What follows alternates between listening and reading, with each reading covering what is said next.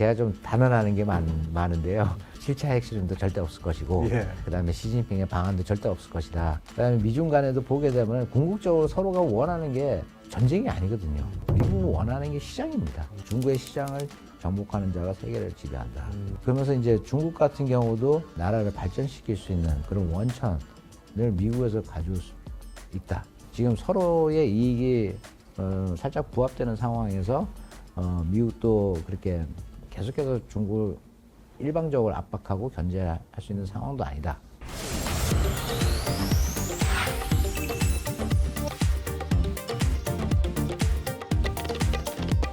뭐 이 방송 나갈 때쯤 되면 뭐 이제 G20 네. 인도에서 열린 G20 그 시진핑 주석의 참석 여부가 결정 뭐 이미 판가름 났을 텐데 네. 뭐 이번 안 가는 쪽으로 좀 많이 가닥이 잡히는 것 같아요. 예, 근데 어쨌든 맞습니다. 간에 지금 윤 대통령하고 시진핑 주석 간에 뭐 어떤 형태, 어떤 자리가 됐든 간에 이렇게 만나는 게 좀 의미가 있을까요? 네, 다자회의 석상에서는 만나는 게 의미가 있다고 생각합니다. 양측의 정치적인 부담감도 이제 덜 하고요. 한중 간의 정상회의가 이제 개최됐으면 하는 염원이 있었는데 오늘 이제 방송 녹화 기준에서 보게 되면은 중국 측에서 시진핑의 참석이 거의 안 이루어질 것이다. 네.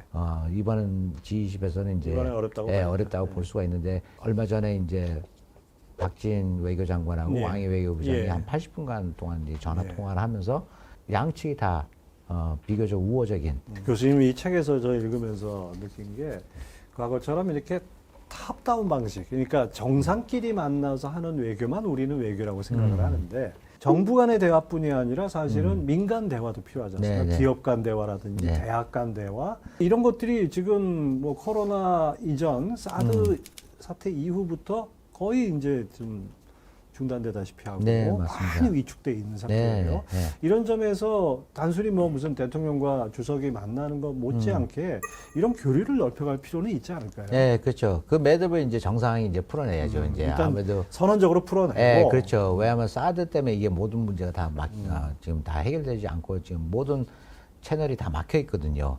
그래서 두 정상 간에 이제 어느 정도 그 가닥은 잡았고, 그래서 말씀대로 과거에는 정말 시민단체까지도 교류가 굉장히 예. 활성화돼 있었거든요. 한중 간에. 근데 그게 이제 다 지금 차단이 되고 중단이 된 상황이고, 그렇기 때문에 이제 이거부터 이제 극복을 하면서 이제 한중 간에 이제 소위 말하는 고위급 회담까지. 근데 이제 지금 자꾸 중국이 통제 사회로 갈수록 정말 공유할 가치가 없어진다는 느낌이 점점 네, 들어요. 이제는 일단 만나기도 어렵고 만나서도 뭔 얘기를 해야 될지 참 막연할 상황이 되지 않았나라는 생각도 좀 듭니다. 네, 맞습니다. 저도 얼마 전에 뭐 미국의 워싱턴하고 뉴욕하고 가서 이제 그때 코로나 이후로 처음으로 이제 중국 친구들과 함께 네. 이제 대면 회의를 가졌었는데 이제 공통된 대화가 없습니다. 공통의 예, 화제가 없는 화제가 없고 공통으로 정말 논의할 수 있는 주제도 없습니다. 공산화가 됐다는 것이죠. 예, 그러다 보니까 이제 그네들의 이제 태도부터 자세, 그 다음에 이제 발언하는 의견들 굉장히 다 경직돼 있죠. 자, 8월 22일인가요? 골드만삭스 리포트를 보니까 신흥국에 대한 중국의 영향력이 줄어들고 있다면서 중국과 신흥국 이혼할 시점이 됐다. 뭐 이런 표현이 있었어요. 중국이 제로 코로나 하면서 교육이 뭐 막히다시피 하고 하다 보니까 신흥국들이 다른 나라와 무역을 확대하는 뭐 이런 식이 될 것 같은데요. 우리도 마찬가지 아닙니까? 탈중국이라는 거 이거 어디까지 해야 됩니까? 탈중국화의 수위는 우리가 이제 결정할 수 있는 상황은 아니고요. 예. 일단 미국이 그 기준을 제시를 할 겁니다. 그럼 거기에 이제 우리도 따를 수밖에 없는데 나름대로 그래도 우리가 이 기준에서 우리의 국익을 위해서 좀 더 폭이라든가 범위를 더 확대시킬 수 있는 레버리지는 있다고 생각합니다. 우리가 레버리지가 있다고 제가 말씀드리는 것은 이들 제품을 생산할 수 있는 우방 국가가 대한민국밖에 없습니다. 예. 예, 반도체 특히 고성능 반도체, 그 다음에 2차 전지, 우방 국가에서 생산하는 게 일본하고 우리나라밖에 없고요. 2차 전지는. 그 다음에 메모리 반도체는 대한민국밖에 없거든요. 예. 예. 그렇기 때문에 우리가 유일한 제조 생산국이기 때문에 이걸 가지고 우리가 협상을 할 수가 있는 거죠. 뭐 가령 예를 들자면은 삼성전자 같은 경우는 중국에서 이제 자기네가 의존할 수 있는 제품은 딱 하나밖에 없지 않습니까? 반도체지 않습니까? 예. 그거는 이제 그 반도체 점유율의 뭐 변동폭을 미국이 이제 기준을 세워가지고 그걸 이제 조정을 하는 거에 따라서 결과가 다르게 나올 텐데요.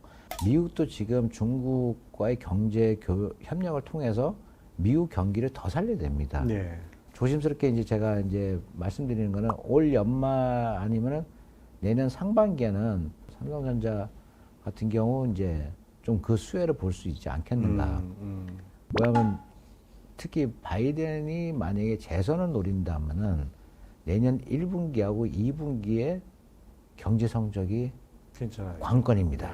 네, 예, 그게 결정을 지을 것입니다. 그게 이제 대선 직전에 상반기 실적이 맞습니다. 나오니까. 맞습니다. 그래서 미국 경기가 회복이 되고 경제가 다시 살아나고 그다음에 인플레가 많이 조정이 되고 예, 그러면서 취업률도 더 올라가고 그래야지만은 저기 바이든이 재선에 성공할 수 있기 때문에 또 에이펙 회의 때 모종의 딜이 있지 않을까라고 이제 조심스럽게 저는 이제 그렇게 보고 있습니다. 그 앞서 올 봄인가요? 그 G7 회의에서 네. 그 바이든도 얘기하고 G7에서도 성명이 맞습니다. 나오고 중국하고의 디커플링이 아니라 디리스킹이라고 네. 이제 용어 변화가 있었어요. 이것이 바로 그런 뉘앙스가 네, 좀 맞습니다. 풍기는 예, 건가요? 예. 그래서 디리스킹이라는 게 결국은 이제 이걸 리스크를 관리한다는 그런 네. 개념이거든요. 예. 그래서 디커플링은 완전히 이제 예, 맞아요. 헤어진다는 네, 얘기고. 네, 네. 지금은 이제 위태로운 결혼 생활을 자기네가 이제 잘 매니지를 하겠다. 예, 이런 맥락에서 볼 수가 있기 때문에 지금 서로의 이익이 살짝 부합되는 상황에서 미국도 그렇게 계속해서 중국을 일방적으로 압박하고 견제할 수 있는 상황도 아니다. 투자 시장 측면에서 국제 자본이 봤을 때 중국과 한국이 대체 관계에 있다 이렇게 볼 수 있나요? 중국에서 나온 돈이 한국으로 온다든지 과거에는 그게 가능했었는데요. 지금은 불가능합니다. 어떤 면에서 그렇죠? 예. 지금은 이제 일단은 중국에 우리가 투자하거나 아니면 거기서 이제 올린 수익을 이제 본국으로 이제 반환하기가 굉장히 어려운 구조였지 않습니까? 그래서 이제 때로는 이제 중국의 국유 기업이라든가 뭐 중국의 뭐 해외 투자 기업이라든가 그걸 통해서 이제 그렇게 자금 흐름이 이제 이루어질 수가 있었는데 시진핑 2기에 들어와서 중국 기업의 해외 투자를 다 불가능하게 만들었습니다. 네. 한 게 많네요, 진짜. 네. 그래서 지금 한국에도 이제 투자가 안 이루어지는 게 그 2기가 시작되면서 정말 돈이 정말 외부로 유출되는 걸. 그래서 이번에 제네 옐런 재무장관이 예, 갔었죠. 예, 미국 기업이 중국에 투자하고 거기서 올린 수익을 우리가 회수하거나 본국으로 반환시키는데 너희가 제도적으로 막고 있으니 이거를 이제 풀어달라는 것이죠. 그게 핵심이었군요. 예.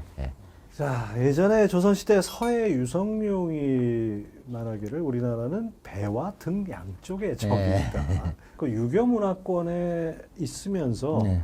지금까지 그 중국에 빨려 들어가지 않고 그 국가를 유지하고 있는 게 우리하고 베트남밖에 없다 그러더라고요. 그 맞습니까? 예. 우리 같은 경우는 베트남 케이스랑 좀 또 다르고 그다음에 베트남 케이스를 보게 되면 오히려 베트남이 이제 확 안 빨려 들어간 게 이제 더 신기할 정도인데 중국의 이제 조공 질서를 보게 되면은 그 1환, 2환, 3환 해가지고 자기네들이 이렇게 뭐 나름대로 체계를 만들어놨는데요. 그 1환에 속한 것이 이제 베트남이고 우리 같은 경우는 2환이었습니다. 환이라는 게 뭐 원입니다. 그래서 중국의 중원제국 했을 때는 그 수도가 다 낙양, 중경, 뭐 서안, 시안 뭐 다 이 중서부 쪽이었습니다. 그래서 한반도가 상대적으로 굉장히 멀었죠. 그렇죠. 그래서 원나라, 명나라 올 때까지는 베이징으로 옮긴 게 맞습니다. 그렇게 오래된 게 아니죠. 그러니까요. 그래서 그때 이제 오히려 우리가 더 중국 영향권에 이제 편입이 됐었고요. 중원제국 시기에는 아무래도 베트남이 괜히 더 큰 영향을 받았죠. 우리나라 한반도의 전략적 가치, 특히 지정학적 전략적 가치를 이제 놓고 설명을 할 때 뭐 해양 세력이 대륙으로 뭐 진출하기 위해서는 한반도를 거쳐야 된다. 대륙 세력이 해양으로 진출하기 위해서는 한반도를 거쳐야 된다. 근데 그게 일본 사업관이거든요. 중국을 침략한 데 있어가지고 과거의 해양 세력, 서구 열강들이죠. 아편 전쟁 때부터 시작해서 보게 되면은 다 해상으로 직접 갔어요. 그렇죠. 광동으로 가고 산동으로 가고 그렇죠. 산하 쪽으로 가고.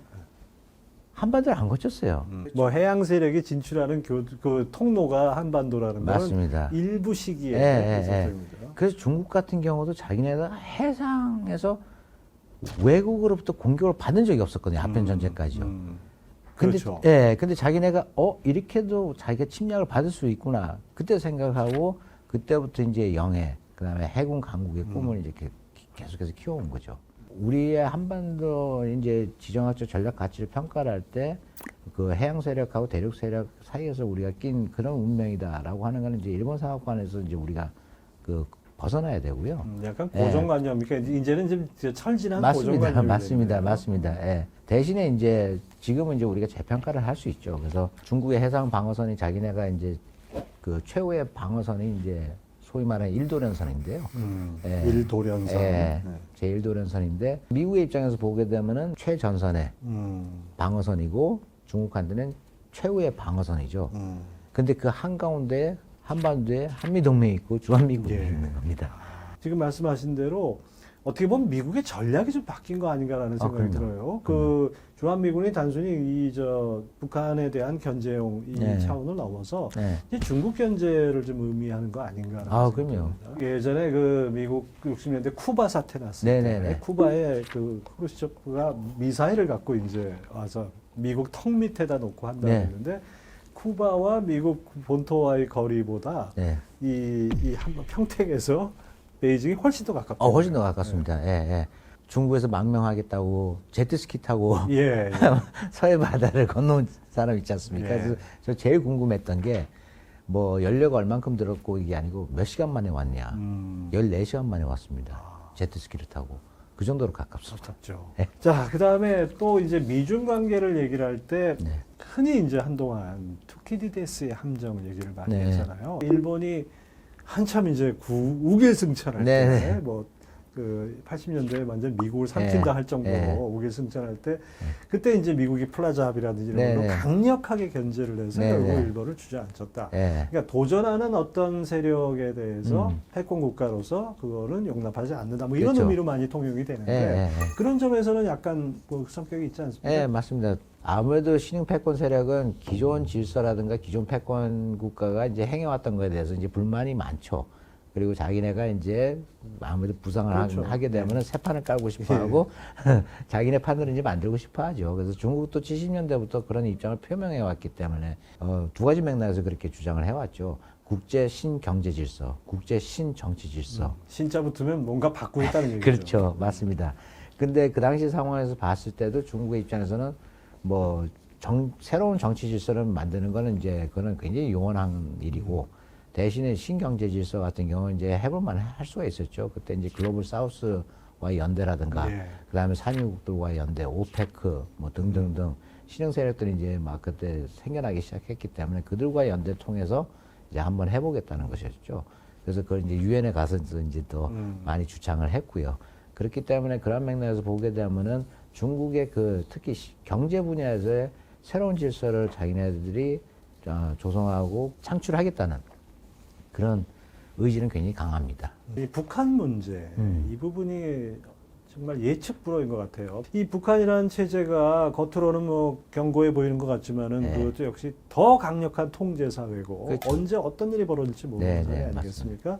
그러니까 북한의 돌발 상황이 일어났을 때 예. 중국이 북한을 점령할 수도 있는 뭐 이런 가능성도 있고 뭐 여러 가지 변수가 있지 않습니까? 네, 그 네. 반대로 또 북한이 미국하고 수교할 수도 있어요. 예, 예, 맞습니다. 그렇게 예. 되면 이게 완전히 이 한반도에서의 역학구도 어떤 그 관계 이것이 뒤죽박죽이 돼서 네, 네. 지금 상상할 수 없는 결과가 벌어질 네, 것 네, 같은데 네. 그 가능성 어떻게 보십니까? 네. 저는 이제 후자에다 더 무게를 두고 있는데요.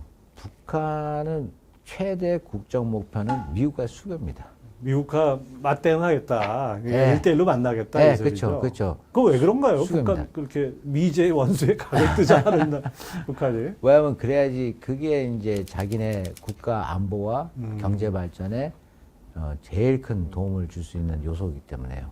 그러니까 그동안 이제 북한이 핵 개발한 이유 중에 하나가 봐달라고 하는데 안 봐주니까. 예, 예. 그러니까 우리 이런 저 강력한 무기 있어, 우리 독침 네. 있어, 우리 전갈이야 뭐 네. 이런 거죠. 그러니까 네. 이 전갈의 그 독침을 빼버리면은 전갈이 아무 저 힘이 없듯이 그렇죠. 북한한테는 바로 그 그 핵이라는 것이 그런 역할을 하는 거죠. 네, 맞습니다. 북한의 외교적인 자율성하고 중국에 대한 의존도를 줄일 수 있는. 그래서 자기네들이 보다 더 적극적으로 미국과의 관계 개선을 할 수 있는 그런 이제 발판으로도 생각을 하죠. 통일 시도라든가 뭐 남침을 하고 싶어 할 때 그때 북한이 자존심이 많이 상했죠. 네. 소련하고 중국이랑 큰형님한테 재가를 받아야 되거든요. 네.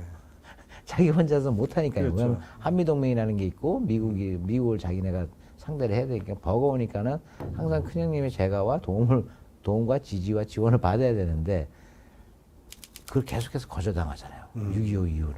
75년도에 김일성이가 등소평화 때 지원해달라고 자기네가 남침할 수 있는 마지막 기회다.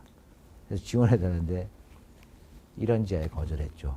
아마 자존심이 괜히 상했을 겁니다. 네. 그래서 뭐 김일성 유훈이라는 것이 네. 중국 믿지 마라 네, 뭐 이거 그렇죠. 아니겠어요? 네, 네. 그러니까는 그리고 중국을 지금 믿고 지금 이렇게까지 왔는데 중국은 정말로 생존할 수 있는 양만큼의 원조를 주지 않습니다.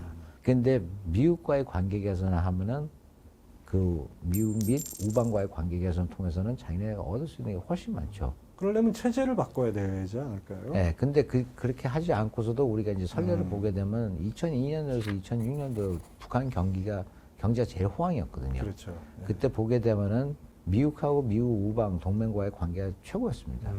그래서 오히려 이제 굉장히 역설적인 건데요. 북한에 대한 중국에 대한 의존도가 그때 제일 낮았습니다. 그리고 무역 규모 면에서도 보게 되더라도 중국과의 무역량은 미국, 일본, 한국, 러시아보다 더 적었습니다. 북한하고 미국하고 또 동맹이 안 되는 법은 없거든요. 그 미국 입장에서 보게 되면은 여기는 핵이 있죠. 여기는 사드 있죠. 예. 예, 핵 방어 시스템이 있고 핵 공격 시스템이 있고 아. 중국한테는 정말로 최악의 시나리오죠. 하여튼 여러 가지로 복잡하게 얽혀 있는 예, 예, 그러니까 저는 북중러 삼각 구도를 저는 이제 그렇게 우려하지 않는 게요. 저쪽이 내부적으로 정말 취약해요. 중국하고 러시아가 지금은 뭐 관계가 좋은 것 같지만은 언제든지 이건 맞습니다, 문제가 맞습니다. 있죠. 예, 그런 전략도 굉장히 많았었고요. 그래서 아까 제가 말씀드렸다시피 북한은 중국한테 의존하면서 굉장히 기분이 상한 거죠. 제가 좀 단언하는 게 많은데요. 뭐 7차 핵실험도 절대 없을 것이고, 예. 그다음에 시진핑의 방안도 절대 없을 것이다. 근데 지난 한 몇 년 동안 지금 제가 주장하는 게 다 맞았고, 예. 그다음에 미중 간에도 보게 되면 궁극적으로 서로가 원하는 게 이게 전쟁이 아니거든요. 예. 미국은 뭐 중국의 공산화도 경험했지만서도 결국에 전쟁이 아니고 미국은 원하는 게 시장입니다. 아주 200년 동안 거의 한 150년 동안의 일관된 그 네네, 미국의 250년입니다. 250년 동안에 동안. 일관되게 자기네들은 계속해서 주장해왔던 게, 왜냐면 그 고정관념이 있습니다, 미국에는. 중국의 시장을 정복하는 자가 세계를 지배한다. 이건. 그러면서 이제 중국 같은 경우도 나라를 발전시킬 수 있는 그런 원천을 미국에서 가져올 수 있다. 그 신념 하나만 확고해요. 지금 뭐 경제 한 수면서 경제 얘기를 많이 해야 되는데 네. 지금 이렇게 국제 정세라든지 뭐 역사 얘기까지 우리가 하는 이유는 저 개인적으로 이런 생각이 듭니다. 이제 경제는 경제학으로만 설명이 안 되는 시대가 네, 돼버렸어요. 이제는 과거 19세기 말처럼 정치 경제학으로 돌아가야 되지 않을까. 네, 네, 네. 그리고 뭐 지정학 얘기하지만 지경학 네. 이런 뭐 여러 가지 변수들을 봤을 때는 이제는 정치와 경제와 지리, 예. 역사 이거 다 아우르는 연구를 해야 되지 않을까 싶어요. 이거 동의하시죠? 10분 동의합니다. 교수님 예. 책이 바로 그런 책인 것 같아요. 감사합니다. 지금 또 새로 책 준비하고 계신 거 있으세요? 네네네. 중국이 이제 그렇게 전략 외교를 펼치면서 네. 우리나라에 대한 영향력을 지금 확대해 나가는 이제 그런 외교적인 노력하고 그다음에 불법적인 그런 행위가 이제 언론 보도가 예. 많이 되고 있는데 중국의 그러한 의도와 자기네가 왜 그런 행위를 하는지 그 목적에 대해서 사람들이 제 개인적으로 분석하는 그런 책입니다. 꼭 읽어봐야겠네요. 다음에 감사합니다. 한번 더 모셔야겠습니다. 감사합니다. 예. 자, 오늘 경제 한수는 경희대 중국어학과 주재우 교수님과 복합적인 얘기를 나눠봤습니다. 아주 흥미로운 시간이었습니다. 네. 여러분들 어떻게 보셨는지 모르겠습니다. 구독과 좋아요는 반드시 부탁드리겠습니다. 주 교수님 오늘 장시간 수고하셨습니다. 아닙니다. 네, 네, 감사합니다. 감사합니다. 네.